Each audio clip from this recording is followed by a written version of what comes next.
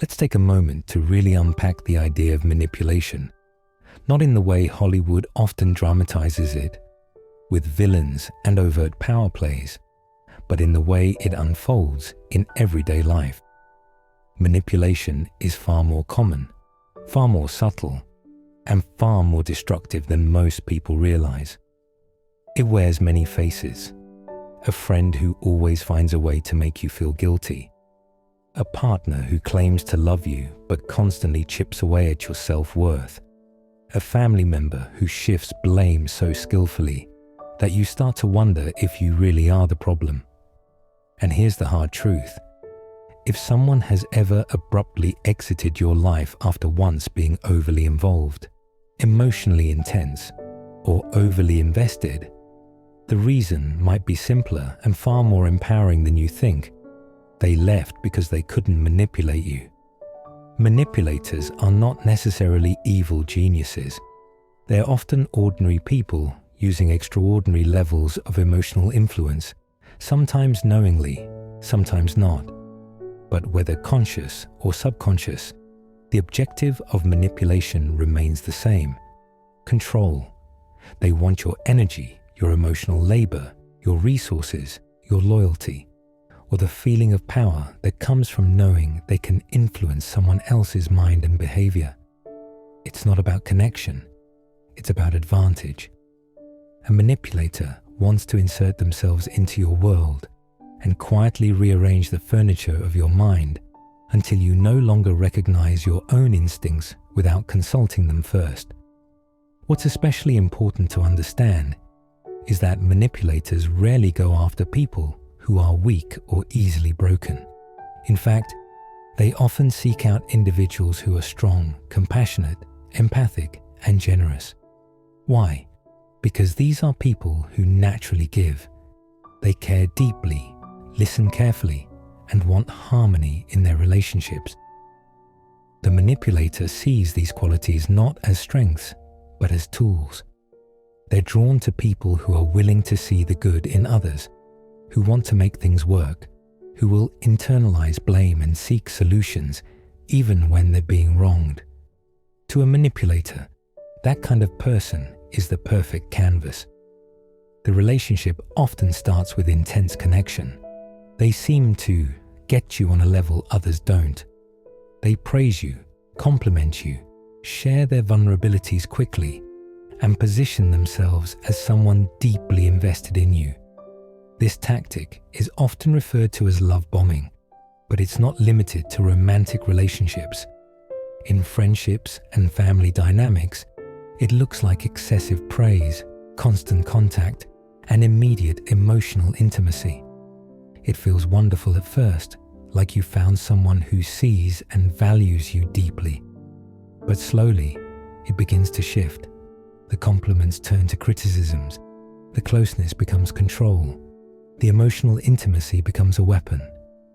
As the manipulator settles into the dynamic, they begin to use a variety of tactics to maintain control. Gaslighting is one of the most insidious. You remember a conversation clearly, what was said, how it made you feel, but they deny it outright. I never said that, or you're just being sensitive. Over time, you start to question your own memory and judgment. That's the goal. If you can't trust yourself, you'll start relying on them to define reality for you. Another common tactic is guilt tripping. No matter the situation, they always manage to twist things so that you're the one in the wrong.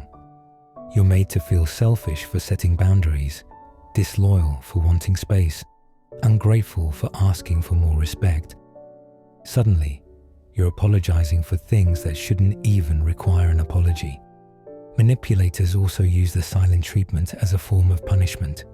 If you stand up for yourself or challenge them, they withdraw completely, not to reflect or cool off, but to make you anxious, to make you chase them, to make you feel like their affection is something that must be earned.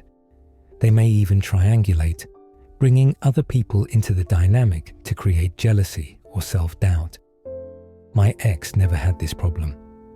Everyone else thinks you're being dramatic. This technique is designed to make you feel isolated and replaceable, pushing you to prove your worth. And then there's projection. They accuse you of the very things they're doing: lying, being unfaithful, being manipulative, creating chaos and confusion so that you're constantly on the defensive. What makes these tactics so effective is their subtlety and layering. No single incident feels like a deal breaker. It's the accumulation over time that creates a toxic fog. You don't realize how far you've wandered from yourself until one day, something inside you refuses to bend any further. Maybe it's a comment that crosses the line. Maybe it's the realization that you feel anxious all the time. Maybe it's the quiet moment when you no longer recognize the person you become in their presence. Whatever the trigger, you begin to wake up. You start asking questions they don't want to answer. You begin drawing boundaries they never thought you'd have the nerve to enforce. You stop playing the role they created for you. And that's when they leave. Not because you were too much, not because you changed, not because you weren't worth loving. They leave because you became unmanageable. You were no longer malleable, no longer easily influenced, no longer someone they could twist to fit their needs. The moment you stepped into your truth, their hold on you weakened. And without that control, they had no reason to stay. To a manipulator, love without power is useless. A relationship without dominance is a dead end. So they walk away, not because you failed, but because you succeeded. Of course, their exit doesn't always feel like a victory at first. It can be confusing, painful, and disorienting. You may grieve what you thought the relationship was. You may wonder if you could have done something differently. But over time, you start to see what was really happening. You begin to reconnect with your own instincts, your own voice, your own values. The fog lifts, and you realize that their departure was not a loss, it was a gift. They took their manipulation with them. They took the gaslighting, the guilt, the distortion. And in its place, you're left with clarity and peace. There's also another layer of strength in recognizing what you endured. You weren't naive. You were trusting. You weren't weak. You were generous. You weren't a fool. You were hopeful. And in the end, you weren't destroyed. You were awakened. Every time you resisted the urge to chase, to apologize unnecessarily, to silence your own truth just to keep the peace, you reclaimed a piece of yourself. That's the real triumph.